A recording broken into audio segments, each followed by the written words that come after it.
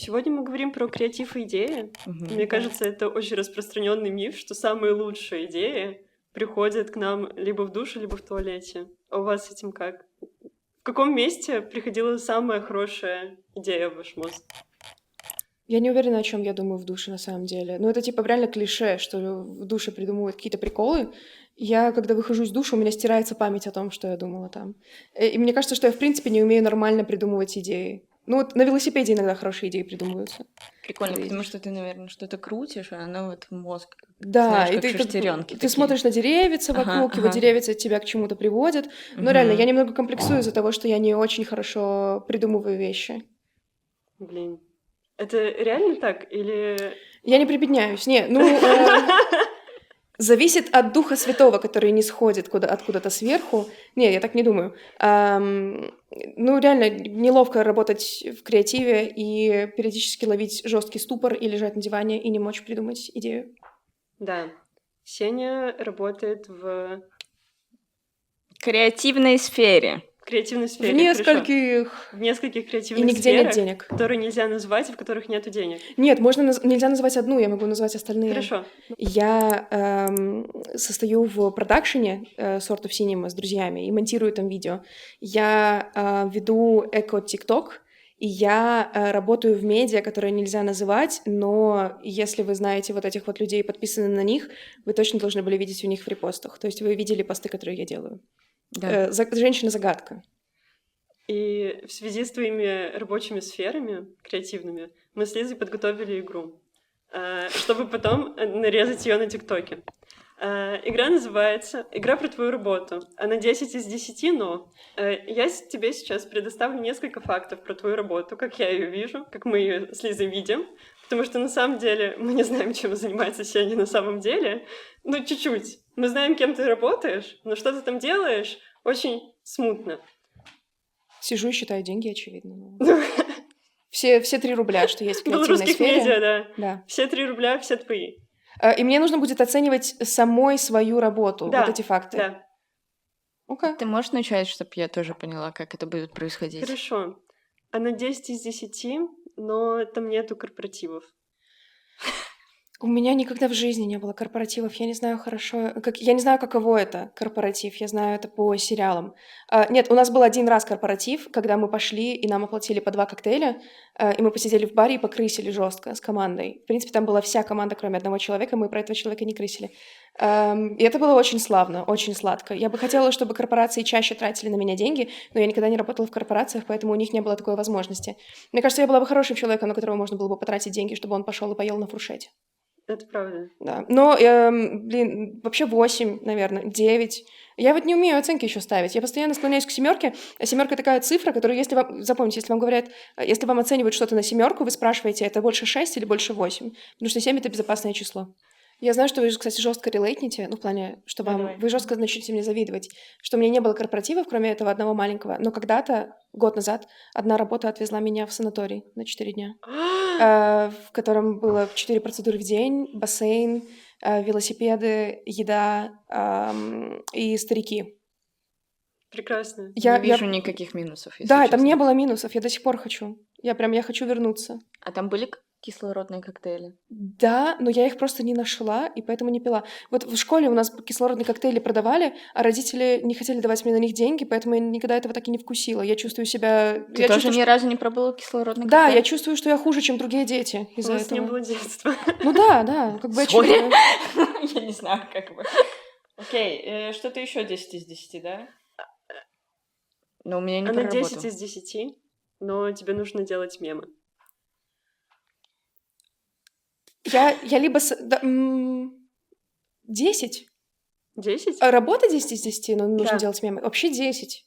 Ну, иногда 10, иногда 3. Я- Потому что я супер горжусь, когда мем расходится по людям, а если он кринжовый и залетает на 20 лайков, я думаю, что я худший человек на земле, и мне больше нельзя открывать рот при людях. Скидывай нам. Будет 21 лайк, очень здорово. Да, мы 21, 22. 22, да. Ну, возможно, Саша заранее ставит лайк, типа у нее Ну, подписка, вообще, да, наверное. да. Так вот, она 10 из 10, но нужно делать мемы. Это иногда 10, иногда 3. Да, Из-за креативной части, наверное. Да, потому что, прям ты должен выжимать себя. Есть люди, у которых это очень хорошо получается, а я не отношу себя к таким людям. Поэтому это просто игра. Короче, вы знаете, вот это вот fake it till you make it. У тебя пока что получается, но потом все поймут, что ты просто 3 гномика в тренче, а не взрослый дядечка умный. И вот я жду, пока все поймут, что я 3 гномика в тренче, когда я мемы придумываю и посты. Ну, слушайте, если мы начали про выгорание в творческой сфере, то давайте поговорим про этого злого зверя. Когда вы с ним сталкивались последний раз, что вы про него думаете? Опишите его. Я выгорала периодически на одном из своих проектов, и какая-то мудрая женщина, но я не помню, что именно она сказала. Она сказала, что есть 2 типа выгорания, и я забыла. Есть какой-то ценностный, а есть какой-то еще. И вот я думаю, у меня произошел ценностный. Это когда ты не видишь смысла в своей работе, или кажется, что она не... кому она нужна. И мне кажется, что когда ты работаешь вот как раз-таки в креативной сфере или там в медиа, с ТикТоком и с Инстаграмом, когда у тебя не залетают вещи и мало отклика, ты скорее столкнешься с этим ценностным выгоранием, потому что, просто, а для кого ты тогда это делаешь? И я это чуть-чуть преодолела. Я думаю, чтобы преодолевать такое выгорание, классно оставаться в контакте с людьми, с которыми ты работаешь, и, не быть одному, потому что после 20-го, типа после ковида и расходки по вот этим вот работе с ноутика, мы не смотрим на людей, с которыми мы работаем, и чувствуем себя одни. И скоро будет, как в Японии, где старики умирают в одиночестве в своих домах, и их не находят 2 месяца. Это будущее, которое нас ждет. Нет, я надеюсь, нет. Комьюнити, строим комьюнити. Я очень ругаю себя за выгорание, поэтому я учусь себя прощать за него сейчас. Вот если я прям жестко выгораю, у меня не было такого, чтобы мне нужно было на месяц куда-то уйти, но вот я выгорела от университета, например, и я до сих пор не хочу никуда идти учиться, потому что я сделала последний свой шаг. Или, может быть, мне кажется, я с творчеством kinda выгорела, потому что я раньше делала очень много всего, а сейчас я не пишу тексты, не играю на гитаре, не пою, не делаю выставки и не рисую. Вообще, я жду, пока дотлеют уголечки, и через них проклюнется что-то новое. Ну, вот я у тебя читала в постах про выгорание, и я не знаю, это ты, наверное, где-то полмесяца или месяц назад про это писала, или мне Я показалось? писала? Да. Возможно, в сториках. Это была я? Я перестала доверять своей памяти, у меня стало плохо с памятью. По-моему, да. По-моему, это была ты 100%. 100%. Я тогда немножечко удивилась, мне кажется. Потому что мне казалось, что ты такой, типа, фонтанчик всяких креативных штук. И для меня сейчас такое откровение, то, что ты говоришь. А знаешь что, я поняла. Очень большая штука, которая приводит к выгоранию, когда ты фонтанчик идей, это страх и неуверенность в себе. Блин, я такие сейчас банальные вещи говорю, но просто они настолько прочувствовались мною в последнее время, я настолько сильно пытаюсь с ними бороться сейчас, что, кажется, я соврала, что я не умею придумывать идеи. Я умею придумывать идеи, мне просто стыдно за них, или я заранее списываю их и скидываю с конвейера. Мне кажется, нам с вот этим надо работать, с тем, что мы жестко себя недооцениваем и боимся кринжануть. Я вот боюсь кринжануть, я боюсь, что обо мне люди подумают. А самые классные, успешные, мне кажется, люди, которые придумывают идеи, это люди, которые не боятся кринжевать. И это меня еще ждет впереди. Или не ждет, я не знаю, я хочу дожить до этого момента. Стыд — это тюрьма. Не просто для жизни в мире и среди людей, в любви и понимании. Это тюрьма в твоей работе, в твоей креативности, в создании чего-либо. Потому что я считаю, что все люди должны что-то создавать. Мы же в детстве рисуем, почему мы не рисуем сейчас? Просто некоторые люди вырастают и делают из этого работу. А вот стыд, кринж — это подвид стыда, заточает тебя в тюрьму. И классно отдавать себе в этом отчет и прощупывать комфортный уровень стыда, потому что стыд нам все-таки нужен эволюционно. Нам нужен стыд, чтобы существовать среди людей, но я уверена, что на многих из нас стыда лежит на плечах гораздо больше, чем его там должно быть. Вот. Так что я в нас всех верю и надеюсь, что мы преодолеем эту тюрьму. Прям захотелось сказать, плакали всеми маршруткой, потому что мне прям стало так, я прям это, не знаю, я словила какую-то вот этот вот тоннельный взгляд. Типа, да, согласна. Сеня, ты работаешь в креативной сфере. Тебе нужно очень много чего придумывать, всяких идей. Ну, обязательно креативных, конечно, в креативной сфере. А, Вау! Да, но Неправильно что делать, звучит. если у тебя нет вдохновения? Влияет ли это вообще как-то? Точно влияет. Ам, Люди, короче, делятся на столько разных лагерей. Одни говорят, что нельзя полагаться на вдохновение, нужно полагаться на дисциплину. И я понимаю, что многим людям, типа писателям, очень помогает садиться и каждый день писать хоть что-то, делать из этого свою рутину. Я еще не преисполнилась в своем познании, еще не нашла идеальный путь возвращения себя в продуктивное состояние.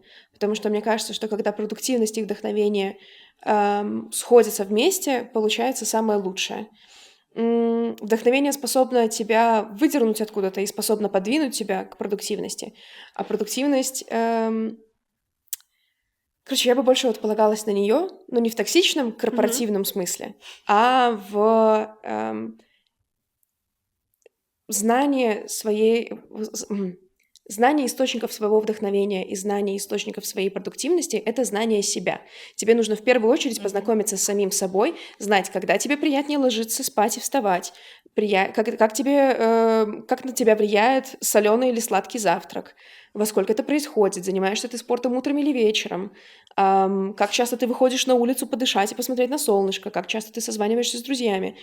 И все эти вот бытовые вещи — это часть твоего здорового рабочего состояния. Потому что когда мы приходим не страдать на работу, а делать ее частью своей жизни и получать из нее что-то, мы не можем игнорировать остальные вещи. Вот почему нужно обедать, я не знаю, вот почему нужно нормально завтракать, вот почему нужно делать разминку, устраивать себе другие хобби. Работать до 6 там. вот Ну это да, всё, короче, вот иметь прям конкретный рабочий график по возможности, потому что я знаю, что для многих людей на фрилансе или в креативной сфере это мало возможно, но у меня была работа, на которой у нас не было нормированного графика, и нам могли написать типа в 8 вечера, могли написать в 9 утра, и это очень плохо влияет на тебя.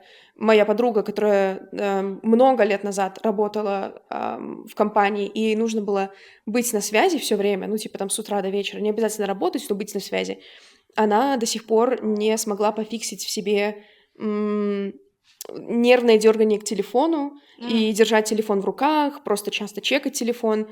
И я не хочу, чтобы так произошло со мной, и стараюсь создавать сама себе эту гигиену креативности, вдохновения и продуктивности, потому что если я для себя это не сделаю, никто для меня это не сделает. И мне кажется, что стоит... Короче, это реально, это просто интересно. Это не штука, которую ты должен плетью фиксить в себе. Это очень классно быть с собой в коннекте и вырабатывать маленькие действия, как возвращать себя в, извиняюсь за слово, поток, конечно же. Денежный. Да, любой. Потому что я верю, что ты... Помолимся на денежный поток, там, типа, вот это вот всё. Подышим Мы маткой. можем... Мы молились за кадром, кстати. Да, кстати, это уже было, но... Когда это не про депрессию или прям выгорание, которое диагностируют, и когда тебе там дают с работы отгул, когда это вот просто про запутанность, ну, кажется, в некоторых В местах Литве можно, так? дают. В Беларуси не уверена. Ну, в каких-то местах. Ам, Лишение свободы. Кат? Нет, не кат, шучу. Нет, спасибо. Вот я сбилась с мысли. Короче, когда это не... Когда это не депрессия и не диагностированная штука, с которой реально стоит активно поработать, Когда это просто... медицина, типа, да? Да, когда это про потерянность и недостаток сил или недостаток смыслов, я вот, не знаю, я сделала себе рутину, я нашла свою классную рутину только пару месяцев назад и жестко офигела от нее. У меня была рутина, что каждый день я завтракаю рисом с рыбой, пью зеленый чай, сажусь, листаю Pinterest, открываю окно, зажигаю благовоние, работаю, обедаю, снова работаю, и вечером иду, типа, в зал или встречаюсь с друзьями. Я была такой счастливой, мне было так хорошо, господи, я прям... Какое-то святое время, я хочу туда вернуться. Ну, оказывается, это все это ваши грибучие телефоны и недостаток солнца и витаминов. Это, знаете, как были правы родители и психотерапевты, когда говорили, что надо спать нормально, есть нормально. И в компьютере не сидеть. А не сидеть в компьютере и спортом заниматься. Мгм. И потом ты достигаешь какого-то иного количества лет, и такой, типа, ладно, я попробую. Звучит как булшит, но ладно, я попробую. А потом это реально работает. А потом это работает, и ты так, типа, это чит-код какой-то, почему мне все говорят? Это когда что-то лежит на видном месте, но ты это игнорируешь Я и не чуть-чуть замечаешь. завидую людям с противоположным опытом, чем у меня, потому что у меня, мне кажется, жесткий опыт какой-то рутины, что Ага. я встаю в 8 утра, ну, это максимум, ложусь до определенного времени всегда, Мгм. просто потому что с 23 до 7 утра я не в рабочем состоянии. Я не могу ничего делать. Я могу только спать, и все. Так, наверное, так и должно быть. Так Ну, это типа, это классно классно. знать про себя. Да, но как будто бы мне бы хотелось получить другой опыт, типа тусовок до 2 утра. Я просто его не могу физически никак прочувствовать. Ты можешь Мне этого- попробовать. Это всегда очень плохо Нет, заканчивается. это, скорее всего, Саша либо заснет вот где-нибудь на столе, типа вот так Так и лицом. было, так и было. И так бывало, да. Да, и мне очень интересно, что распыляет тебя больше, результат или процесс? Для меня продуктивность и вдохновение очень связаны с этими моментами. Вот интересно, как у тебя. Я знаю, что самураю нужен путь, а не цель. Я знаю, блин. Но я люблю помечтать о том, как классно будет, когда будет сделана штука. Я люблю прикинуть, как мог бы выглядеть постер для фильма, который еще не снят, или как люди классно будут репостить что-то, что я еще не сделала. Меня это распаляет. Мне нравится как бы стремиться к этому, что ли. Но я не думаю, что это прям... Нельзя полагаться только на это, потому что ты сталкиваешься с разочарованием, если у тебя слишком много ожиданий. А ожидания и от себя, и от других — это очень большая штука во мне, которая, я думаю... Ну вот она и подкашивает, когда у тебя не залетает пост, или когда тебе не дают грант, или когда тебе говорят, блин, что-то фиговая у тебя идея, фу, ничего не понятно. Да. Наверное, с ожиданиями можно работать. И с внутренним стержнем. Вот, что если у тебя классный внутренний стержень, и если ты доверяешь сам себе и веришь в себя, то меньше шанс, что тебя собьют с пути и загонят в выгорание плохие комментарии. У меня это, если что, не так. Я не умею, я расстраиваюсь и паникую, и мир рассыпается. Это я так говорю, потому что говорить со стороны легко. Я знаю, как должно быть, или как бы я хотела, чтобы было, но это не так. Ты крутая, Сеня. Напишите в комментариях про это, пожалуйста, тоже. А я даже соглашусь и приму этот комплимент. Спасибо. Да. Надо учиться, кстати, принимать хорошие комплименты тоже. Макияж у тебя хороший. Ну это потому, что не я его делала. Вот сейчас это время похвалить всех людей, которые помогают этому случиться. Спасибо. Да, правда. Вообще-то, Спасибо. вот вам, вот. Мы тут жестко на приколе. Вот как это сердечко там делаю? Блин, у меня не получается. А вот, кстати, давайте про это и поговорим, про деньги. И про оплату труда. Ну, Ам, давайте. А сколько ты получаешь, да? Опа, и ты так хорошо так провела, так прям... Ой. О, нет, так и надо, это концепция. Да, это вот. Сколько ты получаешь, и там должна быть сумма внизу. Недостаточно. Можно написать буквами недостаточно. Нет, слушайте, вообще-то я учусь говорить про деньги, Мгм. и я Для меня нормально говорить, сколько я зарабатываю, я скорее пугаюсь реакции других людей. Ну, типа, когда они так сжимаются и делают вот так вот, типа, не надо! И я думаю, я что-то не так делаю, ну, как бы, или когда мои коллеги могут сделать, не надо! И я думаю, блин, так я их сейчас подставляю, что ли? Так, опять же, никто ж не знает, где я работаю. Ну, то есть... А можно уточнить, что значит не надо? Ну вот, я просто тоже достаточно часто сталкивалась с тем и сталкиваюсь, что на некоторых работах прям вот принципиально никто в команде не должен знать, кто сколько зарабатывает, а на некоторых это там kind of NDA, когда вы не можете разглашать другим людям. Но и некоторые из моих друзей и подруг, у них как будто бы не принято вообще говорить о деньгах, а мне это окей, допустим. Ну да, да. И для меня это все время, для меня это какая-то очень удивительная штука. Почему нам стрёмно говорить о деньгах и о том, как они помогают мотивации? А деньги реально жестко помогают. Ну вот, блин, вообще, короче, я могу просто не говоря про конкретные штуки, сказать, на какую сумму я там живу в месяц, например, сколько вообще получается с моих нескольких вот этих вот приколов, которые я делаю. Я живу на 1700 евро в месяц. И это меньше, чем я бы хотела. Но это гораздо больше, чем было, ну, типа, всю мою жизнь. Сколько тебе было бы комфортно? Ну, Это уже не комфортный вопрос. Нет, это хороший вопрос, нормальный вопрос, это классный вопрос. Я не то чтобы прям хочу, ну, то есть я не вкладываюсь, извините, я не вкладываюсь в крипту. Я не Извиняешься за это?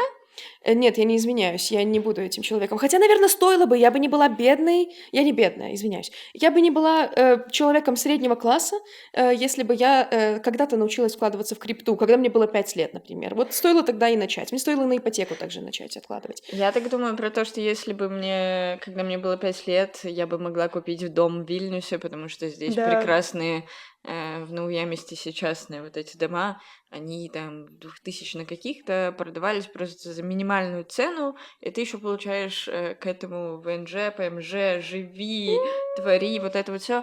Я себя начинаю такая, типа, Лиза, ты упустила момент, а потом я такая, Лиза, тебе было 5 лет. Ну вот. Как тебе такое? Да. Как будто бы иногда хочется во времена, когда я еще не родилась. И получать много денег там, да? Да. Вложиться там в крипту. Или просто во что-нибудь придумать крипту вот там. Вложиться в акции Apple, возможно, настолько Да. далеко. В луч. Да. У них классные часы. Иногда. С коноплей классные. Все, тебя точно, типа, пикаем. Так вот, да, деньги нужны. Да, факт.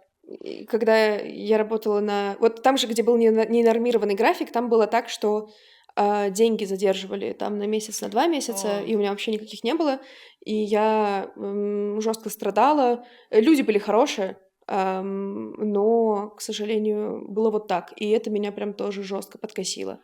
А когда у меня появилась какая-то стабильность, и не то, что там я сколько делаю и столько и получаю копейка в копейку, а просто, что я знаю, что каждый месяц какого-то там числа я смогу отложить себе на жизнь, отложить в налоги, и стабильность и рутина этого освобождает часть моего мозга, чтобы она занималась творчеством, а не занималась мыслями про где взять деньги и как не помереть. Коробочки где-нибудь на вокзале, да? Вот это вот все.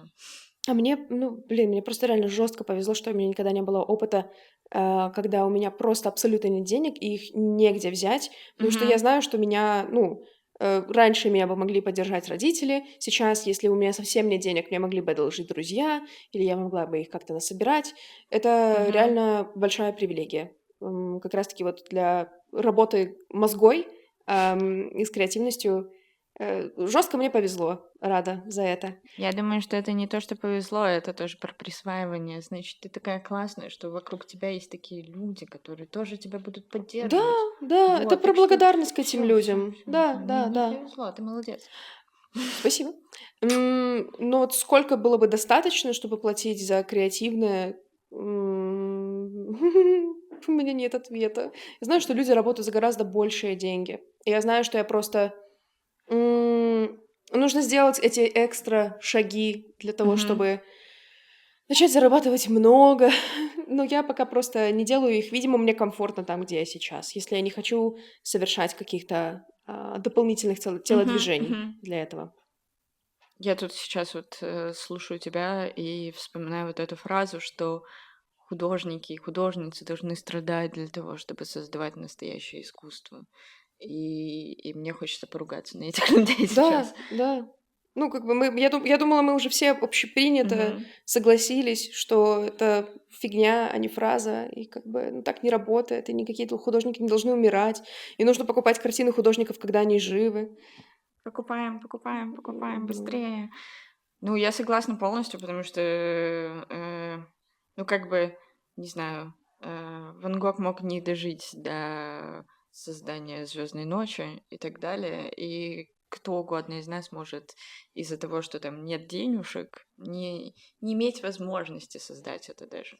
У тебя не будет там красок холста условного, метафорического. И вот поэтому, Донатьте. да, можно задонатить, потому что есть объяснение. Сейчас я все Да. рационализирую, хорошо? О, Ам, здравствуйте.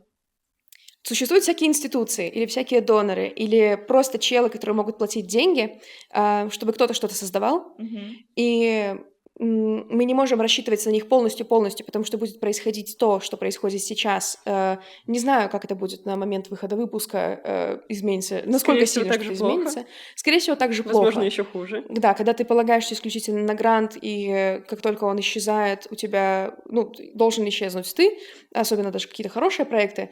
Но одновременно и нельзя полностью полагаться исключительно на комьюнити, исключительно на донаты, потому что эти институции, они созданы для того, чтобы они давали нам деньги, чтобы они работали.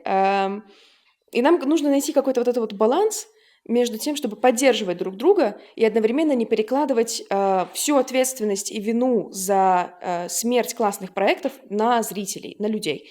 Поэтому я думаю, что этот классный баланс находится именно в том, что если есть 3 евро, 5 евро, их хорошо задонатить, потому что, мы все знаем, что лучше много маленьких донатов, чем вообще никаких донатов.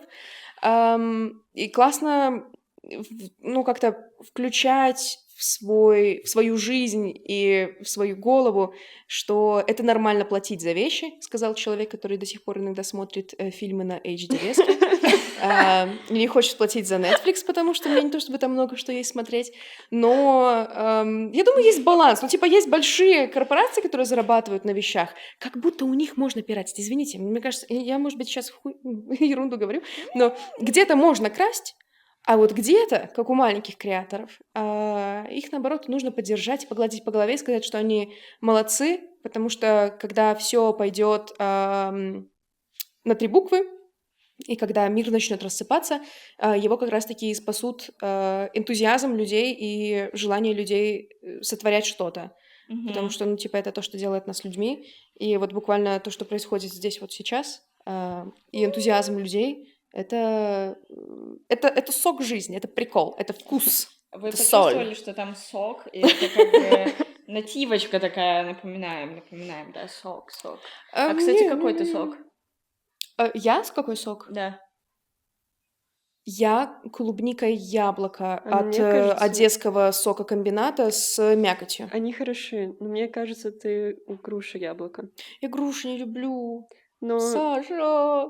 Все. Надо просто принять себя, наверное, да. Хорошо, ладно. Я могу быть грушей и... Мгм. Это у меня как есть говорится. чуть-чуть каверзный вопрос. Обожаю. После того, как Трамп сократил финансирование, очень... Слово «Трамп» нельзя произносить. Не, просто это, болею как бы А, душой. это уже старость, правда? Да. Но мы тут про зумеры, миллениалы, вот это вот все. Да. После того, как Трамп сократил финансирование, очень много в сторону белорусских СМИ посыпалось обвинений о том, что они рассчитывали только на гранты, а могли бы еще каким-то образом обеспечить себе финансирование. Что ты про это думаешь? Ой-ой-ой. Что я про это думаю? Мы и так понимаем, что очень многие белорусские проекты не могут получать деньги там, где они получали бы их, скажем, в 10-х годах в Беларуси, делая рекламу После сырков. 10-х. Мгм. Ну нет, в десятых, типа до 20-х. Ну да, грубо после говоря. 10-х, между, в промежуточке. Ну да, Мгм, ну мгм. в десятых, 2000, например, 18 или 19 святые годы. Это золотое время. Ну, как золотое бы. время Да, тоже да, да, да. десятое. Так вот, Золотое. что ты душнишь, Лиза? Что Извини, такое? извини, это... Я не буду за это извиняться. Это моя внутренняя натура. Ладно, хорошо, Душнили. хорошо. Я Душнили. принимаю тебя такой. Так вот, Мы поговорили. а, Давайте дальше. мы просто побушкали друг на друга. М, Как два корги. Все и так понимают, что очень много возможностей, которые были раньше, и механизмов, на которые мы рассчитывали, больше не работают. Их больше не существует. Наш мир рассыпался, и нам просто придется это принять. Нам нужно перестать жить мечтами о том, что мы сможем вернуться в прошлые механизмы, в прошлое богатство, в прошлые аудитории. Поэтому всем страшно, поэтому все злые, потому что мы в настолько колеблющейся ситуации, реально начиная типа с пандемии, или, может быть, даже чуть раньше, и оно просто продолжает нарастать, мы уходим по охуенно тонкому льду. Блин, это все звучит как совместно. хорошее название песни для какой-нибудь группы. Ходим по охуенно тонкому льду? Охуенно тонкий Блин, лед. а я себя прям цензурю в моменте.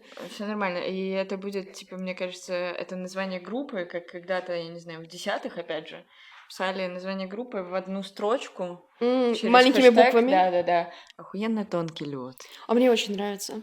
Мы озлоблены друг на друга и не хотим поддерживать друг друга, потому что всем страшно, всем нужно понять, где жить, как жить, какие искать гражданства, где работать не за 3 копейки и не 12 часов, как строить отношения с людьми с другими политическими взглядами. В общем, мы прям жестко обострены все сейчас. Вот, поэтому Я хочу как на бы нужно позитив немножко. давать себе отчет. Хотите вспомнить всяких кринжей? Я предлагаю Давай. вспомнить всяких кринжей и подумать, что вам самое дурацкое, прям дурацкое говорили про вашу ценность на работе. Раз мы говорим тут про деньги, и деньги — это тоже ценность. Вот самое дурацкое. Я реально думаю, что мне опять повезло здесь. Мне много где везет по жизни. Первое, что я вспомнила, это не самая дурацкая вещь на свете, но произошел момент на одной работе, когда нужно было жестко перестраивать что-то, что существовало, половину моей жизни до этого, на своих хрупких на тот момент 22-летних плечах, 21-летних плечах. И команда в основном состояла из людей, типа, тоже 20, 22, 21. И один коллега сказал, что, ну вот, сколько вам лет? 20 с чем-то? Что вы можете сделать в эти свои 20 с чем-то? Как вы можете потянуть? Там, я в свои 20 с чем-то вот такими вещами. Думаю, как сделать гендерно-нейтральное это предложение, чтобы... Такие вещи меня интересовали, а не вот эта работа. Этого человека called out за эйджизм, и он извинился, и все было нормально, и мы суперски затащили работу, которую должны были сделать. Но в остальном, если, конечно, попытаться обидеть меня и оскорбить, я расплачусь, скорее всего. Но просто, к счастью, такого не было сильно. Блин, ну супер классно вообще то, что этому человеку сказали, что он не прав или не права, я не знаю. Какой там... Что нет правоты в словах этого человека. Да, что нет правоты в словах этого человека. И что человек в итоге признала этот человек, персона. Этим человеком было признано. Этим неправота этого человека был. И там вот этот... Ну, класс. Были ли ситуации, когда ты имитировала то, что ты живая в креативе? Когда тебе надо было создать вид, что ты живем, а ты уже как бы не живем, как бы пациент скорее уже все. Да, когда я понимаю, что сейчас нужно, чтобы кто-то включился. Ни на одной из этих работ я не занимаю лидерскую позицию. К счастью, всегда есть человек, который, менеджерка, который это тянет, и должен выполнять эту роль живем. Но иногда ты понимаешь, что если ты сейчас опустишь руки, то корабль пойдет ко дну, и все будет плохо. И в такие моменты я способна себя включать и имитировать жизнь, на благо своего же будущего. Ну и вот снова включается fake it till you make it, когда я скептик. Я скептик во многом искренне, и в работе, и в своих силах, и в идеях других людей. Извините. У нас там град Да, у нас метель. весной. Метель, да. Еще смарт? Нет, Сейчас апрель. уже апрель. Вы увидите это лето! Если мы говорим про творчество и креативные индустрии, то есть такое мнение, что ничего уже в нашем веке создать невозможно, потому что до нас уже все было создано, и как будто бы все уже нет ничего нового найти невозможно. Наука уже как бы достала все элементы таблицы Менделеева. Фемповесточка, сразу видно. Откуда денежки идут. Ниоткуда. И сейчас вся команда такая сидит. Мы сидим тут весь день. Спасибо. За кусок пиццы. За кусок пиццы, да. Так вот, я к тому, что есть вот это мнение, что сложно уже создать что-то новое. Есть такая фраза и даже книга, по-моему, которая называется «Воруй как художник». Что вы думаете про этот тип воровства и используете ли вы его в жизни? Что Александра, что Есения. Давайте на раз, два, три. На УЕФА. Кто первый? Первые ножницы. Да, конечно. Раз, два, три. Раз, два, три. Раз, два, три. Раз, Вы два, серьезно? Раз, два, три. Раз, два, три. Раз, два. Всё, ты первый, окей. Я забыла, что я хотела сказать. Про воровать как художник. Да. У тебя было такое? Что ты вообще про это думаешь, Вообще, про этот тип я, воровства? честно говоря, подумала не совсем про это. Бывает. Референсы — это круто, да, Ну. мы все их используем, но я подумала про мемы и насколько создание мемов на основе других мемов — это воровство. Ну и насколько мемы можно считать интеллектуальной собственностью. Мне просто кажется, что оно настолько расходится в массы, что как будто бы вот это понятие того, что это чья-то собственность, она как будто исчезает. Я сейчас подумала вообще про людей на основе... Которых были сделаны мемы. Да. Типа женщина с Кэнди Бобером. Вот эта вот девочка, которая стоит напротив горящего дома и такая... Вот это вот. Типа, все что угодно. Прикиньте, как эти люди потом живут. Повар спрашивает повара. Вы в такие глубокие штуки пошли. Я прям не уверена, что мы вывезем. Да. эту глубину. Я предлагаю вернуться к теме. Что такое воровство как в креативной как бы индустрии и как воровать как художники и художницы? Теперь кто из нас? Теперь ты. Мне кажется, мне просто заранее нужно было проиграть. Я просчитывала все твои ходы, но... Ладно, я потом расскажу. Стратегией у нас занимаюсь я. Окей. Я частично согласна, что создать нового нельзя, но, короче, в постмодерн, метамодерн смысле. Штуки, Цитаты мы увидим. то, как можно переставлять кубики уже существующих ограниченных смыслов и символов, количество, мне кажется, почти бесконечно.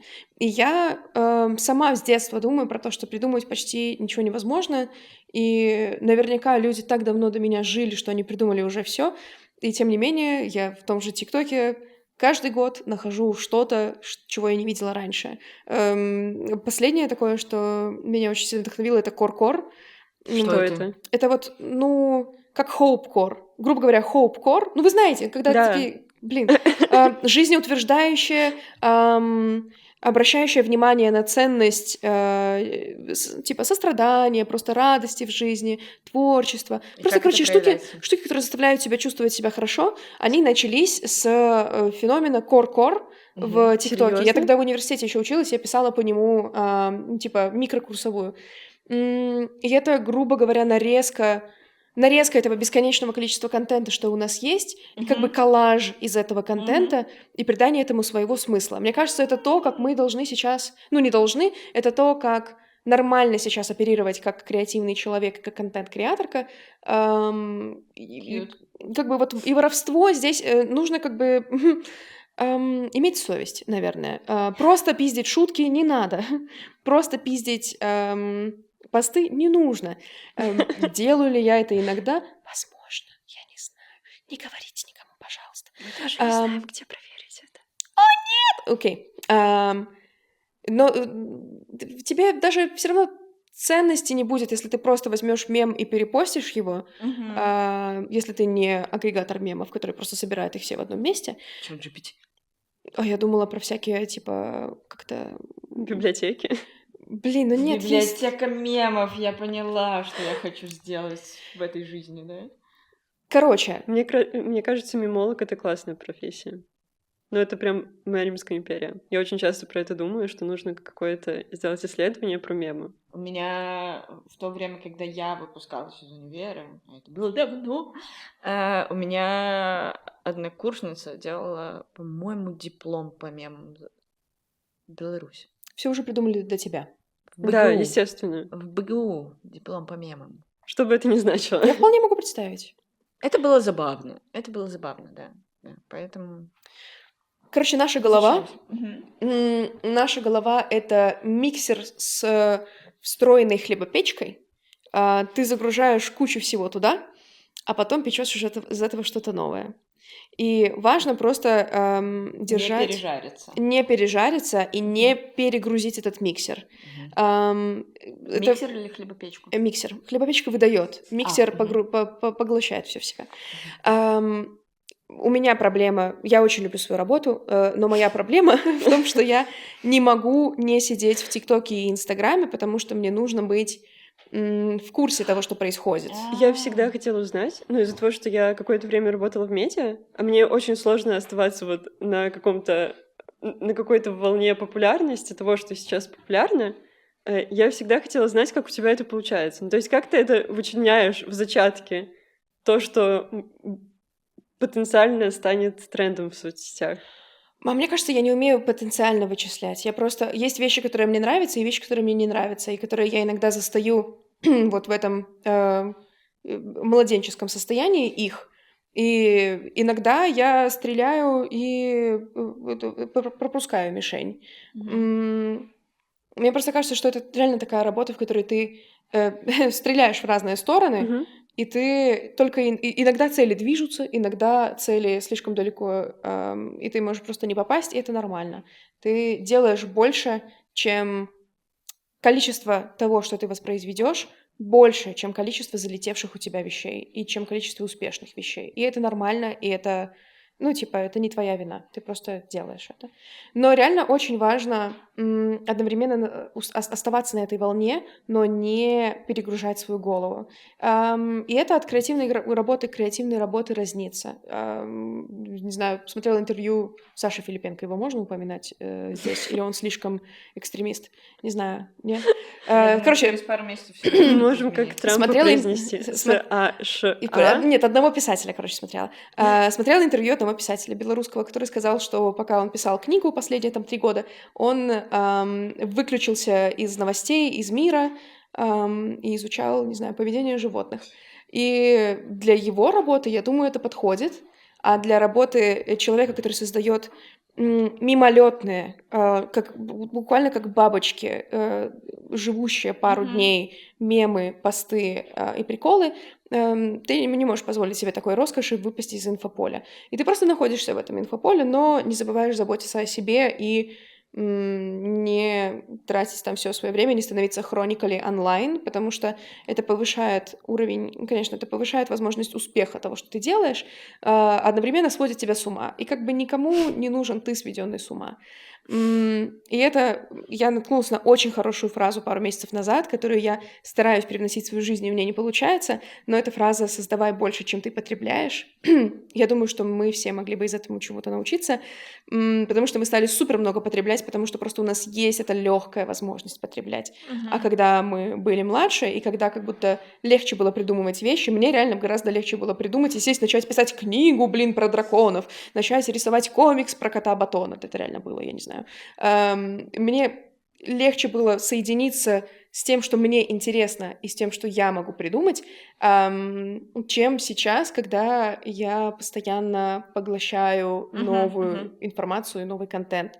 Короче, это просто повод на задуматься и на то, чтобы проводить себе ретриты от соцсетей, от контента, вообще любого контента.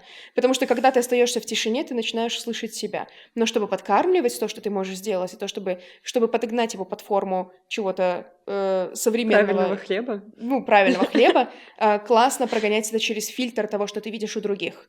Но реально, нужно найти этот сложный баланс. Но я прям верю в то, что ты начинаешь работать по-другому, и у тебя голова работает по-другому, когда ты остаешься сам собой, и не забиваешь это ТикТоком, Инстаграмом, играми и прочими штуками. Класс. Извините, надо Раунд. проверить Инстаграм. Да. Мгм. Класс. Сеня, и на этой, как бы, так сказать, позитивной ноте я хочу у тебя спросить, что такое твое safe space или кто? Вот просто, не знаю, фразой. Что это? Что такое?